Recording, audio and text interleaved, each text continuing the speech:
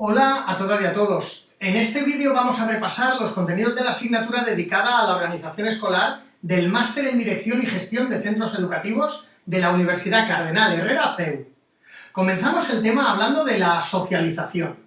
Si tenemos claro que el ser humano es un ser esencialmente social, esto es porque a lo largo de nuestra vida nos encontramos con grupos en los que nos integramos y con los que nos identificamos. Estos grupos son agentes de socialización y los hay formales e informales. Ahí en los contenidos de nuestra asignatura tenéis algunos ejemplos de ambos tipos de organización. Por ejemplo, si yo salgo con compañeros de trabajo a tomar una cerveza, esto es un grupo informal. O un equipo de fútbol de amigos con los que salgo a jugar los domingos, o el club de lectura de mi barrio. Todo esto son grupos informales. Y frente a estos hay otros grupos que son formales, como por ejemplo la estructura de personas que trabajan en un banco, esto es un grupo formal. También lo es, por ejemplo, el Consejo de Ministros, o un centro educativo, pues tiene una estructura jerárquica formal y además está regulado por una serie de documentos. Bueno, pues en este último tipo es donde nos vamos a detener en esta asignatura, en el tipo de organización formal que supone un centro educativo. Fue en la Revolución Industrial cuando se comenzaron a estudiar las organizaciones. En esta época el taylorismo triunfaba en el ámbito de estudio de las organizaciones. Frederick Taylor proponía un aumento de la productividad introduciendo los principios de la producción en cadena. Esto suponía la distribución de tareas que se realizaban en una cadena de montaje. Fijaros en este clásico de Chaplin donde se refleja con claridad la producción en cadena. Attention foreman. Trouble on bench 5. Check on the nut tightener. Nuts coming through loose on bench 5. Attention foreman.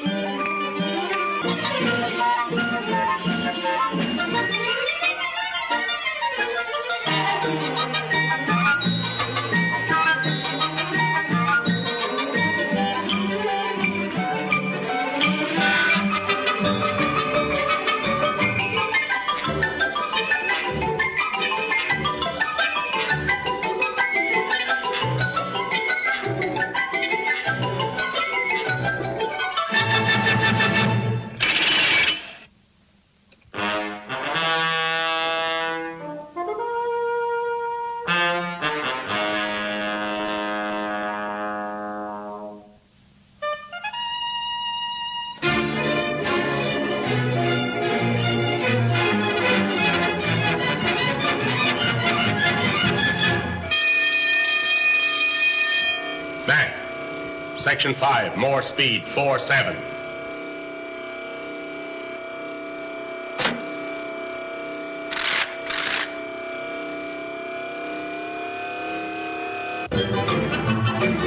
Relief man passing. Relief man passing.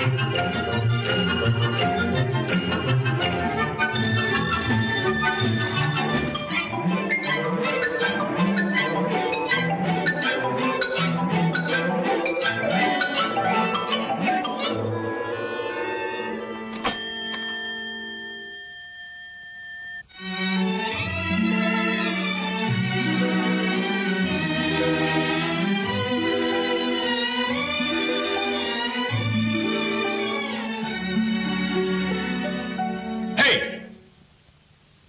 Quit stalling. Get back to work. Go on.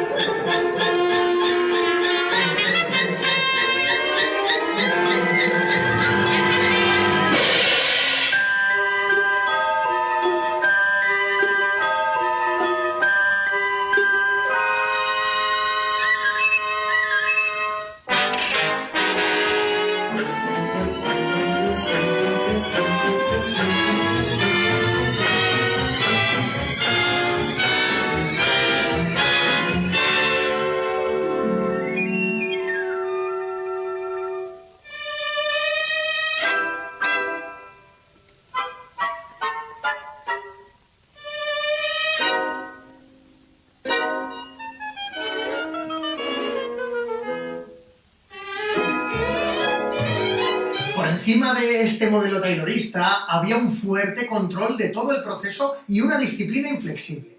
Por lo tanto, estas organizaciones tradicionales de inspiración taylorista eran, o todavía lo son, organizaciones en las que todo se hace siempre igual.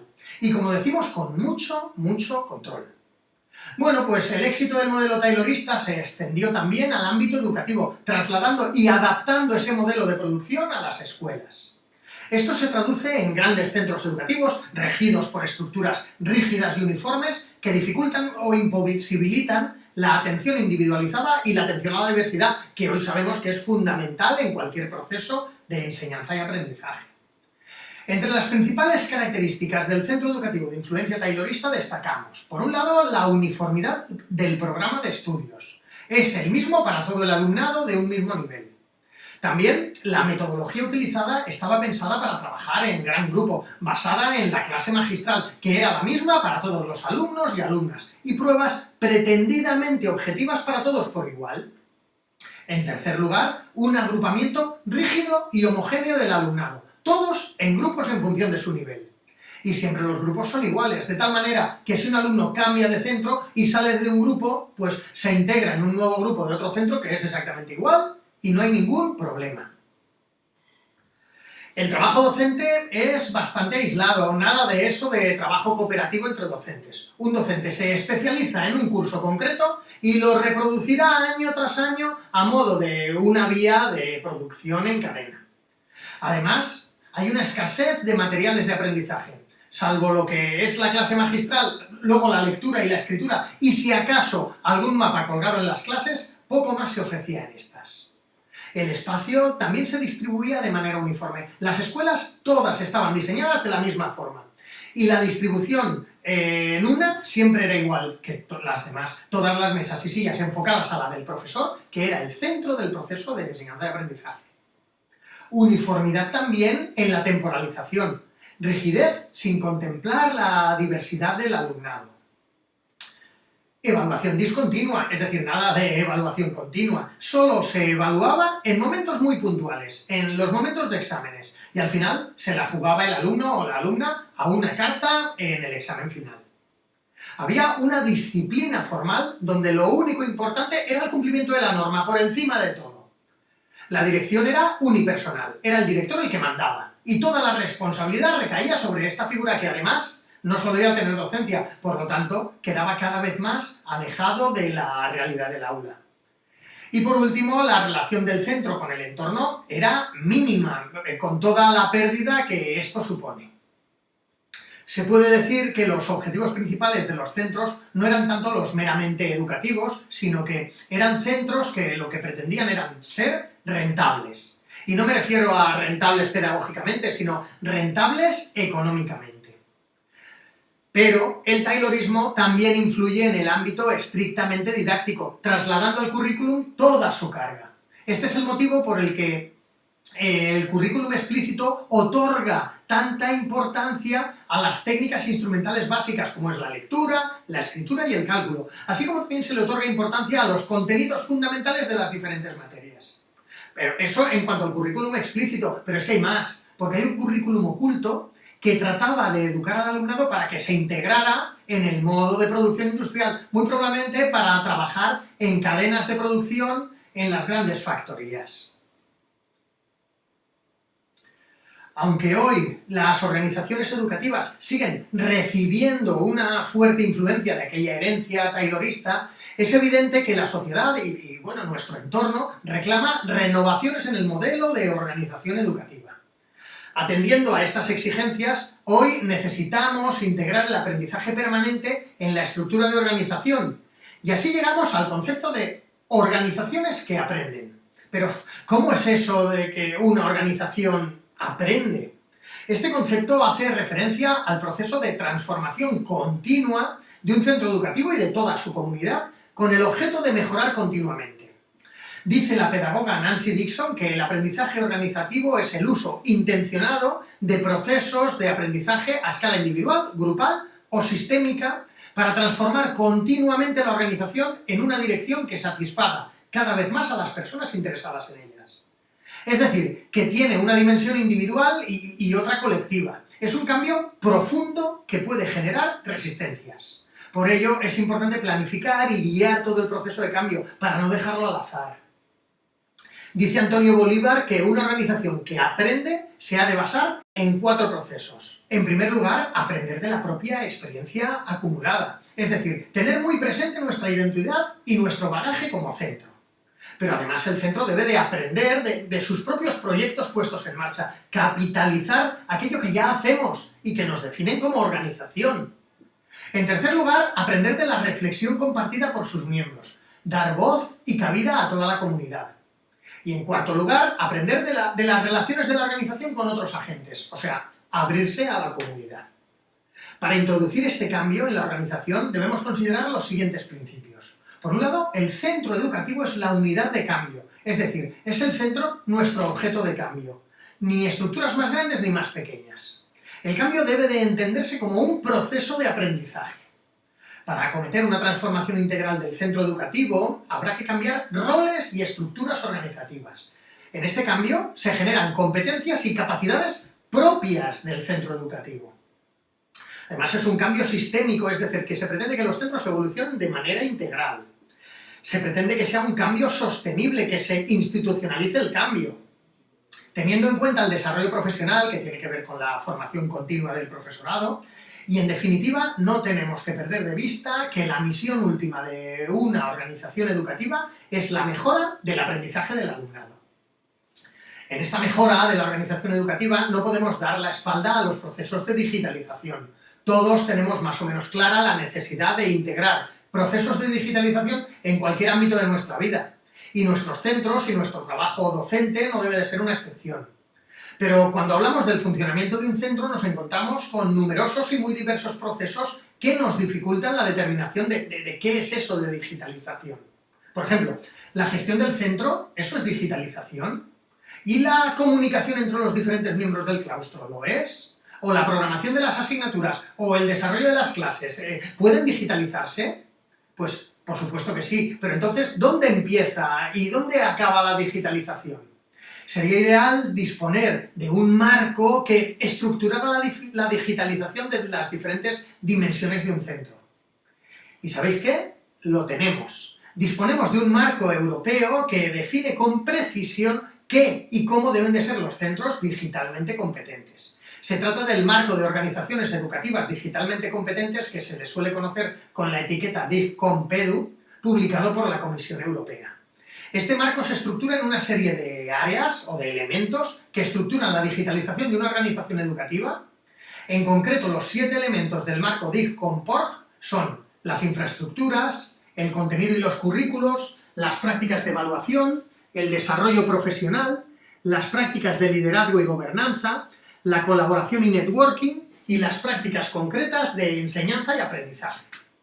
El marco nos ayuda a reflexionar sobre el nivel de digitalización de cada una de estas áreas, de cada uno de estos elementos. Cada elemento se estructura en una serie de subelementos y a su vez cada subelemento en descriptores concretos. En total 74 descriptores que determinan con exactitud qué es una organización educativa digitalmente competente. Por cierto que es interesante destacar que, inspirada en ese marco, la Comisión Europea ofrece a los centros una herramienta gratuita que les permite autoevaluar el nivel de digitalización en cada una de las áreas. En realidad, la herramienta Selfie genera, a partir de una serie de cuestionarios, un informe final sobre la digitalización de un centro educativo estructurado en 8 áreas, que no son exactamente las mismas 7 que DIGCOMPORG, pero casi. Bueno, en definitiva, sea como sea nuestra organización escolar, es muy importante conocerla en profundidad para poder ofrecer una gestión adecuada. Las organizaciones escolares son organizaciones complejas que incluyen relaciones de todo tipo. Y vamos a destacar aquí 5 dimensiones diferentes que definen la organización escolar. En primer lugar, la dimensión estructural, es decir, la estructura del centro, los roles que desempeña cada miembro de la comunidad educativa, cómo se organizan los departamentos, la distribución de las tareas, etc. La dimensión estructural es una dimensión importantísima, pero no es la única. También es importante la dimensión relacional, en donde entran los flujos de comunicación y las relaciones que se establecen entre todas y todos. Y no solo hablamos de estructuras formales de relación, sino también de estructuras informales. Hay una dimensión cultural que recoge los valores del centro escolar y los valores de cada persona que participa en la escuela, pero no solo eso, sino los valores de la escuela en sí. Algunos de esos valores están plasmados en documentos, pero otros son más informales. La dimensión procesual explica los diferentes procesos que se realizan en la escuela. Además del proceso educativo, pero cualquiera de los procesos que se realizan en la escuela, porque están todos relacionados. Y por último, es fundamental integrar el entorno en el que está situada la escuela. Y terminamos los contenidos haciendo referencia a los documentos de organización escolar fundamentales. En este mismo máster hemos dedicado una asignatura a un documento fundamental como es el proyecto educativo. Ya sabemos que la administración educativa es la que regula el funcionamiento de los centros, pero esta regulación deja un amplio margen para la autonomía. Esto se indica literalmente en nuestras propias leyes, como por ejemplo en el artículo 120 de la LOMLOE, que está dedicado a la autonomía de los centros. Bien, pues esta autonomía integral y de todo tipo, queda reflejada en los diferentes documentos. La autonomía educativa del centro queda reflejada en el proyecto educativo, la autonomía pedagógica en la propuesta pedagógica del centro, la autonomía de gestión en el plan de gestión del centro y la autonomía de normativa en las normas de organización. El proyecto educativo, como decía, ya lo hemos trabajado sobradamente en otra asignatura. Se elabora teniendo en cuenta el entorno sociocultural y recoge los valores, los objetivos y las prioridades de actuación en el centro. El proyecto de gestión regula la autonomía en materia económica del centro y de los recursos materiales, humanos o de todo tipo.